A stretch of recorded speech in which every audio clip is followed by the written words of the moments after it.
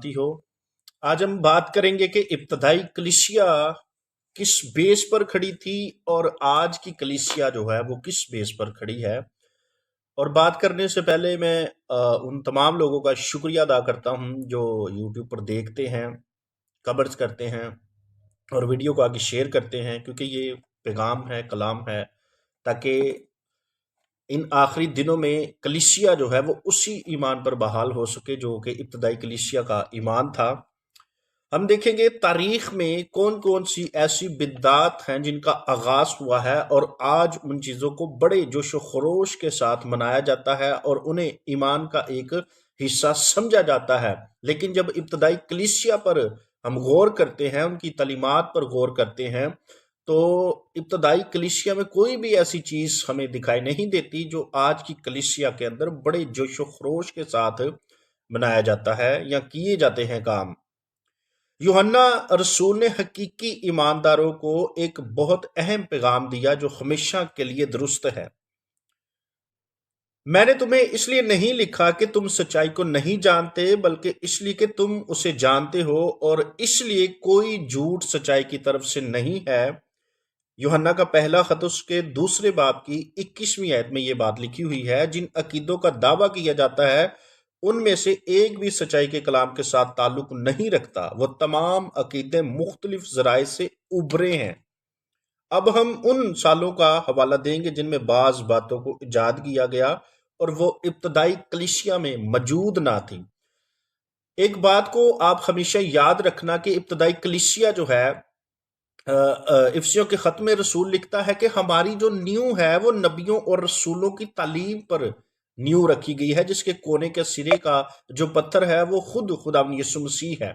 यानी कि एक हकीकी ईमानदार की बेस, कलीसिया के ईमान की बेस, तमाम जितना कलीसिया निज़ाम है पूरी दुनिया में, उसके ईमान की बेस जो है हकीकत में बाइबल मुकद्दस के मुताबिक इब्तदाई कलीसिया का जो ईमान था, खुदा का कलाम जो था, उस पर होनी चाहिए। अगर उस पर नहीं है तो ये बहुत बड़ी एक गड़बड़ है जो कलीसिया के अंदर है। सबसे पहले अब उन चीज़ों के बारे में मैं आपको बताऊंगा कि जिन चीज़ों का ताल्लुक इब्तदाई कलीसिया के साथ नहीं था, लेकिन आज वो बड़े अरूज पर चीज़ें हैं और जो शख्स उसको नहीं करता उसको बिदती करार दिया जाता है। हालांकि हकीकत में इब्तदाई कलीसिया कोई भी ऐसा काम नहीं करती थी। तारीखी हवाले हैं जिनको आज आप सबकी नज़र करने लगा हूं। 310 में क्या होता है? 310 में सलीब का निशान जो है उसको शुरू किया जाता है और ये इब्तदाई कलीसिया में मौजूद नहीं था।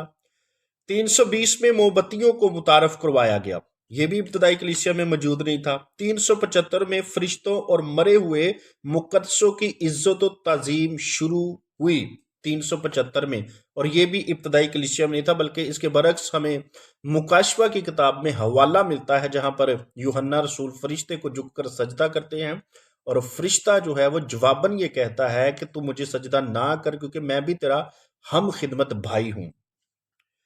394 में मरियम की प्रस्तिश को इजाद किया जाता है। ये भी एक बहुत बड़ी इसके पीछे मिस्ट्री है कि किस तरह जो आज औरत की प्रस्तिश जो है बड़े जोशो खरोश में हो रही है कलीसियाओं के अंदर, जिसमें गीत गाए जाते हैं, अरशा दी रानी, आसमान दी मलका, इस तरह के बहुत से गीत आपने सुने होंगे। जो मेला भी लगता है पाकिस्तान में, वहां पर भी इस तरह के बहुत से गीत गाए जाते हैं। बाइबल में कहीं पर भी आपको औरत की प्रस्तिश का जिक्र नहीं मिलेगा। अगर जिक्र मिलेगा तो वो उस जगह पर जिक्र मिलेगा जहां आसमान की देवी को पूजा जाता था। हिस्कियल की किताब में लिखा हुआ है कि तुमने आसमान की मलका के लिए तपावन तपाए, नजरें चढ़ाई उसको। उस वक्त औरतें जो थी, मर्द जो थे, जिंदा खुदा को छोड़कर एक अस्ताराद देवी जो थी तारीख में बड़ी मशहूर हुई है, उसकी परस्तिश करना लोग शुरू हो गए थे और खुदा को उन्होंने छोड़ दिया था। ये वही स्पिरिट है जो दोबारा से फॉरवर्ड की गई है मसीहियत के अंदर। तो 394 में औरत की प्रस्तिश यानी कि मरियम की प्रस्तिश जो है उसको मुतारफ करवाया गया था। सन 500 में क्या होता है? सन 500 में खादमों ने लोगों से मुख्तलिफ लिबास पहनना शुरू किया। 600 में पोप ग्रीगरी ने गिरजों के अंदर عبادت اور دعا کے لیے لاطینی زبان کے استعمال کو شروع کیا، ان میں سے ایک دعا مریم اور مرے ہوئے مقدسین کے لیے مخصوص ہے۔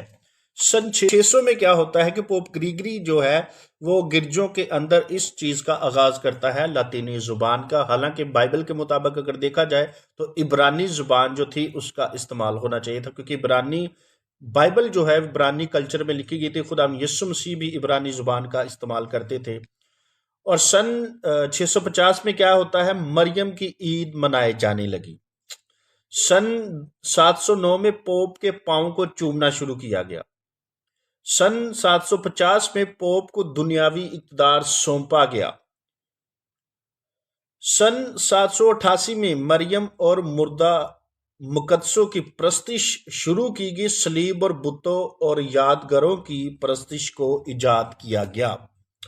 سن 850 میں پاک پانی میں ایک چٹکی نمک ملا کر اس پر گھنٹی کے ساتھ فادر صاحب کی برکت کتاب اور موم بتی کو ایجاد کیا گیا۔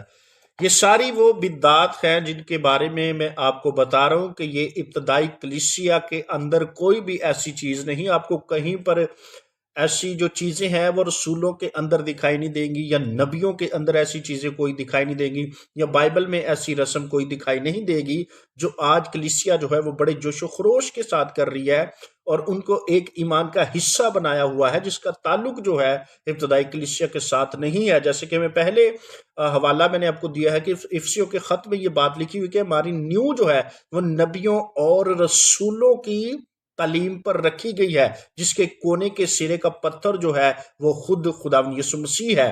اگر آج کی کلیسیا کا، آج کے ایمانداروں کا ایمان جو ہے ابتدائی کلیسیا کے ساتھ نہیں میل کھاتا، تو اس کا مطلب ہے کہ آج لوگ گمراہیت کے اندر ہیں۔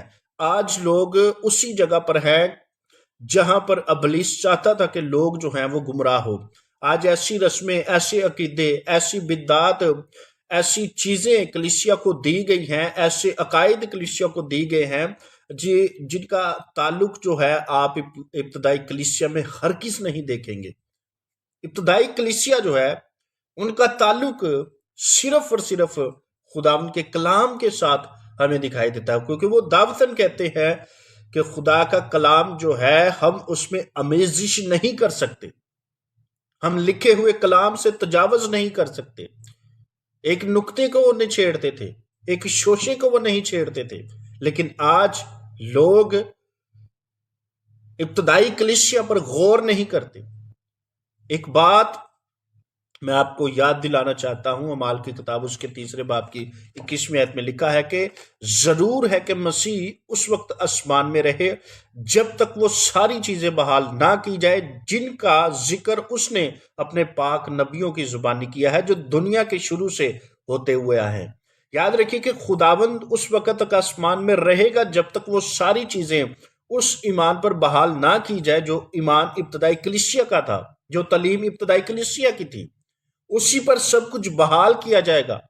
ببلیکلی چیزیں جو ہیں، ببلیکلی عقائد جو ہیں، ببلیکلی عیدیں جو ہیں، ان چیزوں پر ساری چیزیں پھر سے بحال کی جائیں گی۔ اس وقت مسیح جو ہے وہ آسمان میں رہے گا، اور آج وہی لوگ کلام پر دوبارہ مڑیں گے، واپس آئیں گے، جو مسیح کی بھیڑ میں سے ہیں، جو اس کی آواز کو سنتے ہیں، جو اس کی آواز کو پہچانتے ہیں، جو کلام کی سچائی تک پہنچنا چاہتے ہیں، کیونکہ کلام ہی ایسی سچائی ہے جس سے انسان واقف ہو کر خود کو آزاد کرتا ہے، کیونکہ خداوند نے کہا ہے کہ سچائی سے واقف ہو اور سچائی تم کو کیا کرے گی؟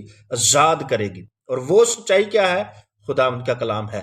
آپ کو ابتدائی کلیسیا پر غور کرنے کی ضرورت ہے، ان کی تعلیمات پر، ان کی رسموں پر کہ جو ابتدائی کلیسیا کرتی تھی۔